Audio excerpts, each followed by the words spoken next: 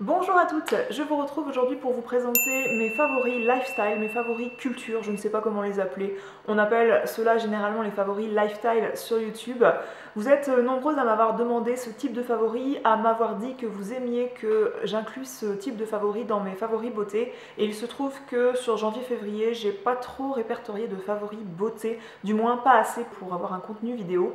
Donc j'ai décidé de faire une vidéo spéciale favoris lifestyle où vous trouverez des bouquins, une série, du thé, de quoi faire à manger. Je vais commencer tout de suite avec un bouquin. J'avais très envie de vous parler de ce livre. C'est le livre indispensable pour voyager au bon moment. Il s'appelle Où partir quand et c'est aux éditions Lonely Planet. Si vous me connaissez, vous ne serez pas étonné d'une telle sélection parce que j'adore les beaux livres en fait, j'adore les gros bouquins avec de belles photos, de belles images, de belles illustrations et ce livre est totalement construit de la sorte. Vous avez un sommaire. Pour chaque mois, vous avez une liste de destinations qu'il est bon de visiter à cette période-là. Donc chaque mois de l'année, il y a une liste, il y a bien une vingtaine de destinations au choix, plus ou moins loin de la France. Et j'aime beaucoup comment ce livre est construit, puisque pour chaque mois, vous avez un focus sur un pays avec une magnifique photo. Donc là, en janvier, ils vous disent pourquoi il est bien et intéressant de partir dans l'Ouganda. Et à chaque fois, vous avez un petit récap sur le contenu de votre valise pour partir dans un tel pays. Donc par exemple, Ouganda, ce serait bien de partir avec une valise 50%, enfin même je dirais 70% nature, un petit peu de développement personnel et surtout un petit peu d'aventure. Ils vous disent pourquoi c'est bien de partir là-bas, ce qu'il y a à savoir pour partir et les autres périodes pour partir là-bas sont également suggérées. Et ensuite, pour les autres pays qui sont suggérés pour chaque mois, vous avez une petite colonne, un petit récap pour chaque pays. On vous dit également par différents logos s'il faut des chaussures de marche, s'il faut des chaussures de rando, si c'est un voyage coûteux, si c'est un voyage où ça va être du road trip en voiture. On vous dit également si par un petit palmier, si ça va être plutôt playa et bikini. On vous dit également si ça va être branché sur la culture culinaire et je trouve qu'en plus d'être utile pour savoir où partir quand justement, ce livre vous apprend plein de choses sur différents pays et c'est plein d'illustrations magnifiques comme celle-ci. Vous avez également, si vous avez envie de vous faire plaisir, il vaut mieux partir dans tel endroit. Si vous avez envie d'élargir votre horizon, de prendre le large, il vaut mieux partir sur tel endroit. Je crois que ça s'appelle des logigrammes, ce genre de truc.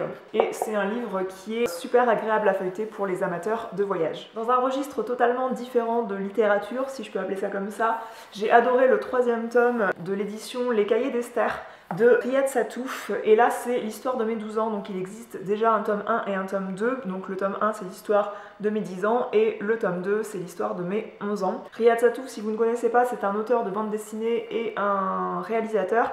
Il est très connu notamment pour ses best-sellers qui sont L'Arabe du futur, c'est une BD disponible en 3 tomes je crois. Il y a également le film Les Beaux Gosses qui a fait un gros succès, qui a fait beaucoup rire du monde. Il s'est fait aussi beaucoup connaître parce qu'il publiait dans Charlie Hebdo une rubrique qui s'appelait La vie secrète des jeunes. Ensuite, il a écrit pour L'Observateur Les Cahiers d'Esther où il publiait une BD, une page des confessions d'Esther par semaine. Il se trouve que tous les ans depuis maintenant 3 ans, les 52 semaines sont répertoriées dans une BD. C'est un plaisir à chaque fois, chaque année, de lire le récap des pensées d'Esther à 10, 11 et 12 ans. Dans le tome 3, Esther a 12 ans et elle entre en 6e, donc elle commence à avoir des préoccupations un petit peu différentes. On passe 10-11 ans de la naïveté enfantine à là une innocence par rapport à ses préoccupations assez touchante. C'est ce qui charme beaucoup quand on lit cette BD. Je peux vous lire le résumé comme ça, ce sera fait et ça pourra vous donner une idée. Je m'appelle Esther et j'ai 12 ans. Ce livre contient 52 histoires vraies que j'ai racontées à Riyad Sattouf. C'est un dessinateur trop célèbre, ami de mon père, pour qu'il en fasse des pages de bande dessinée en mode témoignage humour sur moi, ma vie, mon univers secret de jeune. Et comme cette année il y a eu des élections présidentielles, je me suis souvent imaginé ce que je ferais si c'était moi qui devenais présidente. Et je me suis tapé des grosses barres. Exemple, la couverture de ce livre hilarante, franchement, à part l'acné qui n'était peut-être pas nécessaire. Mais bon, précision, oui j'existe vraiment, mais je garde ma vraie identité secrète, j'aime le mystère. Il paraît que, je sais plus quel arrondissement, il y a pas mal de lycées à ses côtés sur Paris qui se sont demandé si les petites Esther qui étaient en 6e dans leur collège, pas des lycées mais des collèges, qui se sont demandé si c'était la Esther du livre Riyad Sattouf. Mais bon, ça restera un mystère et je pense que c'est mieux pour l'enfant. Ça évoque plein de sujets de notre époque. Ça va des élections présidentielles, mais aussi elle évoque des sujets un peu plus enfantins comme Noël, mais elle parle aussi après de sujets plus sérieux qui sont le sujet des Roms, le sujet du handicap. Sa compréhension de chaque sujet n'est pas du tout mature et c'est ce qui est charmant dans toutes les bandes dessinées. Donc on a une histoire par page. Donc par exemple là on a une page sur la vision d'Esther sur la maladie et à chaque fois c'est signé d'après une histoire vraie racontée par Esther, 11 ans, à Riyad Sattouf. Parfois, on peut on peut s'identifier, puisqu'elle parle beaucoup des pensées de ses parents, des pensées des adultes, des réflexions des profs qu'elle a au collège. Ce livre nous tend un petit peu un miroir parfois, vu qu'elle caricature un petit peu ce que pensent les adultes, ça nous ridiculise un petit peu sur nos croyances, nos avis politiques, etc. C'est assez rigolo. Finalement, au travers de l'évolution d'Esther de 10 à 12 ans, ça fait en quelque sorte un portrait de l'époque d'aujourd'hui et c'est très bien caricaturé avec de l'humour. Bref, il y a de la sensibilité, c'est intelligent, c'est charmant, c'est vraiment très agréable à lire, donc je vous recommande Les Cahiers d'Esther de 10 à 12 ans. Donc moi je vous ai ramené celle-ci, mais j'ai les deux autres dans ma bibliothèque et c'est des BD qui sont très agréables à parcourir. Un troisième bouquin humoristique, toujours sous forme un petit peu pas de bande dessinée, puisqu'on n'a pas les petites cases, c'est illustré à souhait. Les dessins ne sont pas hyper jolis, mais c'est tout l'ensemble qui fait que la BD est intéressante. Donc je m'explique. Tu mourras moins bête. Le tome 1, La science, c'est pas du cinéma. Je crois que maintenant qu'il existe 3 tomes, moi j'en ai 2, de Marion Montaigne. Je pense que ça a d'abord existé en bande dessinée. Alors je saurais pas vous dire l'ordre des choses, hein, je me suis pas renseignée. Ensuite ça a été adapté, je crois que ça s'est fait dans cet ordre-là, sur Arte. Vous pouvez sûrement voir sur le replay d'Arte différentes éditions de ce dessin animé là. Finalement c'est un peu sous forme de dessin animé. Il existe également la chaîne YouTube qui s'appelle Tu mourras moins bête, donc je vous apprends sûrement rien puisque la chaîne YouTube je crois qu'elle comptabilise plus de 280 000 abonnés, un truc comme ça. Il y a même des vidéos en elles-mêmes qui font des millions de vues et chaque vidéo fait 3 minutes 15 je crois précisément. Il s'agit d'illustrations qui font de la vulgarisation scientifique au sens large, c'est-à-dire que on a toutes sortes de sciences, on a de la vulgarisation médicale, ça parle de physique, ça parle de chimie, et pour quelqu'un d'origine scientifique comme moi, je trouve ça à la fois hilarant et à la fois super intéressant. Je vais vous lire le résumé. Le tome 1, c'est La science, c'est pas du cinéma, et on vous explique comment dans les films Schwarzenegger, il fait carrément du cinéma et que ce ne serait pas possible, scientifiquement parlant, de faire de telles actions dans la vraie vie. Si vous avez toujours rêvé de manier le sabre laser ou de rétrécir vos gosses, réveillez-vous, le cinéma, c'est Pipo et compagnie. Le célèbre professeur Moustache, bien connu des nombreux fans du blog de Marion Montaigne, épluche pour vous les aberrations scientifiques qui peuplent vos films et séries préférées. La science, ce n'est peut-être pas du cinéma, mais avec le prof Moustache, avec la prof Moustache, c'est terriblement drôle. Le résumé rappelle quelque chose que j'ai oublié, c'est-à-dire le blog de Marion Montaigne. Donc Marion Montaigne, pareil, je connais pas trop sa biographie, mais c'est à la base une illustratrice, mais qui s'est beaucoup instruite sur les sciences pour mener à bout ses projets d'illustration et de vulgarisation scientifique. C'est-à-dire que chaque note de son blog est à chaque fois très bien référencée. Donc même le livre, il prend en compte de vulgariser des sujets scientifiques avec beaucoup d'humour, mais aussi beaucoup d'exactitude scientifique. C'est pour ça qu'on apprend beaucoup de choses et à chaque fois c'est à mourir de rire. Comment ce livre est construit? Donc il y a deux personnages principaux, la professeure Moustache et son assistant Nathanaël qui répondent à des questions scientifiques par des faux lecteurs qui envoient ça sur des fausses cartes postales, hein, c'est tout à fait imaginaire, et ils y répondent avec beaucoup d'humour, avec illustration, mais aussi avec beaucoup d'exactitude scientifique. Vraiment, c'est un truc que je recommande parce que même la chaîne YouTube, hein, ça sort toutes les semaines, je crois, c'est à cette fréquence-là, mais moi je sais que je loupe pas trop le rendez-vous. Par exemple, dernièrement, il y a un truc qui m'avait beaucoup fait rire, c'est les hommes et les urinoirs. Bref, moi je suis très attachée au format bouquin, donc j'ai quasiment tous les bouquins, comme je vous disais, et c'est ce que je préfère. Mais quelque chose de moins drôle, c'est une série qu'on a regardée dernièrement sur Netflix et qui m'a beaucoup chamboulée. C'est la série 13 Reasons Why, donc 13 raisons du pourquoi, 13 raisons pourquoi elle s'est suicidée. C'est issu du roman, je crois que le roman n'a pas le même nom, mais c'est issu d'un best-seller américain, il me semble. La série commence, Anna Baker s'est suicidée, et il se trouve qu'un camarade de classe, à peu près une semaine après, reçoit au pied de sa porte un colis qui contient des cassettes. On entend, c'est Anna Baker en fait qui s'est enregistrée avant de se suicider. Elle dit au début de cette vidéo que si vous entendez cette vidéo, c'est que je suis déjà morte et que je me suis suicidée, et si tu entends cette vidéo, c'est que tu n'y es pas pour rien. Et ce camarade de classe, Clay, il se trouve qu'il était éperdument amoureux de cette Anna Baker et qu'il est beaucoup plus choqué que ce qu'il n'y laisse paraître. Ces cassettes sont passées d'une personne à une autre qui est responsable en fait, responsable entre guillemets hein, bien sûr, de son suicide. C'est-à-dire que tout au long de sa vie lycéenne, elle arrivait dans un nouveau lycée avec ses parents qui ouvraient un commerce. Donc j'aime beaucoup sa mère qui est l'actrice qui joue Addison Shepherd dans Grey's Anatomy, j'aime beaucoup cette actrice. Elle arrive dans cette ville, elle cherche à sympathiser, elle se fait une copine, elle se fait un amoureux, voire deux amoureux, etc.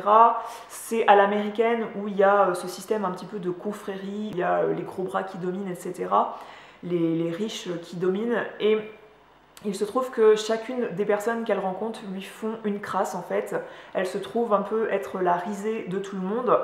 Pour pas grand chose en fait, ça part d'une liste en fait qu'un copain fait où il liste qui est la plus moche, qui est la plus canon et qui a le plus beau cul, et il se trouve que celle qui a les plus belles fesses, c'est elle qui est listée, mais elle le prend très mal puisqu'elle passe ensuite pour la fille facile, ça part un petit peu de là. Et il se trouve que tout au long des cassettes, on se prend à l'histoire parce que tous les faits qu'elle a vécus, c'est graduel en termes de gravité, c'est-à-dire que ça va des faits, là on parle d'un jeu en fait, d'une liste faite par des gamins, et ensuite c'est graduel dans la malveillance. C'est vraiment ce qui m'a bouleversée en fait dans cette série, c'est que ça montre la malveillance qui existe à l'adolescence, mais pas seulement, parce que moi-même le monde qui m'entoure manque cruellement de bienveillance. C'est pourtant une qualité que j'aime chez les gens. Ce film montre à quel point l'adolescence est dure de ce point de vue-là. Cette série, c'est pas la série qui vous fera du bien, très franchement, mais c'est une série qui rappelle à quel point le monde manque cruellement de bienveillance, et c'est pire à l'adolescence. C'est une série que je vous recommande, je vous mettrai la bande-annonce en barre d'infos pour que vous fassiez une idée. Les acteurs sont adorables, j'aime beaucoup Clay, l'acteur qui est pris pour le rôle de Clay. L'actrice Dana est magnifique puisqu'on pourrait croire qu'on la voit pas du tout, mais en fait bien sûr il y a plein de flashbacks quand elle raconte au travers des cassettes tout ce qui lui est arrivé. Bien sûr c'est raconté sous forme de flashback. Un autre favori qui va peut-être vous surprendre, très glamour, c'est un produit d'entretien, mais un produit d'entretien que j'adore. Alors oui, je fais des vidéos beauté, je fais des vidéos mode, mais il se trouve que je fais aussi le ménage chez moi. D'ailleurs, à propos de préjugés, d'a priori, etc., j'aurais fait un article sur mon blog sur les 5 idées reçues qu'on peut avoir sur la youtubeuse beauté, sur la blogueuse beauté, et auxquelles moi je ne réponds pas. Donc je vous invite à lire cet article si vous avez quelques minutes. Ce nettoyant désinfectant toute surface de la marque You, c'est une marque qui s'est fait connaître là peu à peu parce que c'est une marque faite à partir de 100% d'actifs, d'ingrédients naturels, enfin des ingrédients d'origine végétale. C'est fourni sous forme de pompe comme ça, et vous avez une recharge qui est fourni avec, si vous l'achetez avec la recharge bien sûr. Vous avez juste à mettre la recharge dedans, à compléter avec de l'eau, et vous avez le produit qui est neuf. Donc moi j'ai consommé à peine ça. Je suis pas la meilleure ménagère qui soit, pas du tout. Le ménage c'est vraiment quelque chose qui me saoule. Par contre on fait beaucoup la cuisine. C'est un endroit où on vit beaucoup chez nous. Le plan de travail qui est dans notre cuisine, qui n'est pas le plan de travail qu'on aurait choisi si c'était nous qui avions fait construire la maison, c'est un plan de travail noir où les traces se voient. Vous pouvez faire n'importe quoi sur ce plan de travail, vous avez tout de suite des traces. Donc ce nettoyant, je l'adore pour nettoyer le plan de travail de ma cuisine avec une microfibre. Donc je mouille la microfibre, je la laisse humide, je pulvérise soit ça sur le plan de travail, mais je préfère pulvériser ça sur la microfibre, comme ça fait moins de projection sur la corbeille de fruits que je peux avoir à côté sur le plan de travail, etc. Et je trouve que ça nettoie super bien. Surtout, j'adore l'odeur de ce produit parce que ça sent le milieu médical. Ça sent presque chez le dentiste en fait. Ça sent la désinfection, ouais, qu'on sent en fait dans les hôpitaux. Et c'est ce que j'adore moi dans ce produit, donc je m'en sers pour nettoyer toute surface, même ma table en bois, mon meuble qui est un petit peu vitrifié, les touches du piano, le meuble blanc de ma salle de bain. Et ensuite quelque chose de bon à boire, il s'agit d'un thé, c'est un thé de la marque Daman que j'ai mis dans cette boîte, mais bien sûr vous pouvez acheter des sachets, et il s'agit du thé vert Bali. C'est un thé vert qui contient, alors je l'ai noté parce que bien sûr je ne sais pas relever chaque note là en ouvrant la boîte, mais j'adore l'odeur, mon dieu, mon dieu, mon dieu. C'est un thé vert au jasmin, aux pétales de fleurs, aux arômes de litchi, au pamplemousse, pêche de vigne et huile essentielle de rose. Donc la dominante bien sûr c'est les fruits exotiques et on retrouve en notes secondaires des notes fleuries. Moi ce que j'adore et ce qui ressort vraiment en dominance c'est le litchi et le pamplemousse et un tout petit peu la pêche. J'adore la saveur du litchi, notamment dans le thé, mais je trouve ça trop bon. Vous voyez à quel point je l'aime puisque la boîte est quasiment vide et je l'avais acheté au mois de décembre. Le dernier favori dont je souhaitais vous parler, c'est quelque chose pour faire à manger et en cette période du mois de février, ça tombait à pic, c'est pour faire des crêpes. C'est une crêpière en quelque sorte professionnelle j'ai envie de dire, puisque j'étais bien incapable de la ramener ici parce qu'elle pèse 3 tonnes, c'est en fonte, ce qui fait que ça pèse le poids de mon fils, 15 kg je pense. On avait déjà une crêpière où la chose n'était pas en fonte, la plaque, et c'était même une crêpière qu'on avait payée 29,99 € de la marque EcoPlus à Leclerc. Je me souviens, on l'avait achetée il y a 3 voire 4 ans. Il se trouve qu'elle s'est mise un petit peu à gondoler, alors que là c'est une crêpière de la marque Krampus. C'est une Krampus, je vous mettrai la référence en barre d'infos, qu'on a acheté sur le site Boulanger et qu'on s'est fait livrer dans notre boulanger de près de chez nous. On l'a payé à un prix qu'on a trouvé raisonnable, c'est-à-dire qu'elle était en promotion à 279 € et mon chéri en rêvait depuis longtemps. Et vous faites vraiment des crêpes de compète, comme vous achetez chez des artisans, comme vous mangez dans une crêperie, comme vous mangez dans des foires. Bien sûr, la recette de pâte à crêpes entre en compte dans la saveur en fait de la crêpe, c'est sûr, mais ça fait des crêpes délicieuses, des crêpes gigantesques. Moi qui je mangerais des crêpes sur la tête d'un cadavre. Je suis une grande amatrice de crêpes. Je me suis satisfaite de 2 crêpes maximum et je dirais même que la deuxième crêpe c'était de la gourmandise parce que vraiment la crêpe, vu la taille qu'elle fait, ça vous bouche un coin, croyez-moi. Aussi prendre à l'avance quand vous l'utilisez la première fois, puisqu'il faut faire ce qui s'appelle culotter la plaque, c'est-à-dire pendant 1 heure vous mettez de l'huile et nous ce qui nous manque et qui n'est pas fourni avec c'est le tampon comme les pros pour culotter la plaque. Et on va le commander, je crois que ça coûte entre 15 et 25 €. On va commander ça d'ici peu pour vraiment avoir le truc parfait. C'est mon coup de cœur du moment parce que qu'est-ce qu'on s'est fait plaisir là pour la Chandeleur et je pense qu'on va remettre ça pour Mardi Gras. N'hésitez pas à me dire quelle série vous avez aimé dernièrement. Là en ce moment on regarde d'autres séries. On a même regardé Captive que moi j'ai pas du tout apprécié. Donc je souhaite pas m'étendre dessus parce que j'ai vraiment pas eu de coup de cœur. C'est une mini-série qui est disponible sur Netflix. N'hésitez pas à me dire vous quel bouquin vous avez lu dernièrement, quelle série vous avez vu, quel film vous avez vu. Et moi je me ferai un plaisir de vous lire dans les commentaires ou sous cette vidéo ou dans l'article correspondant sur le blog. Et je vous fais des gros bisous et je vous dis à la prochaine. Ciao!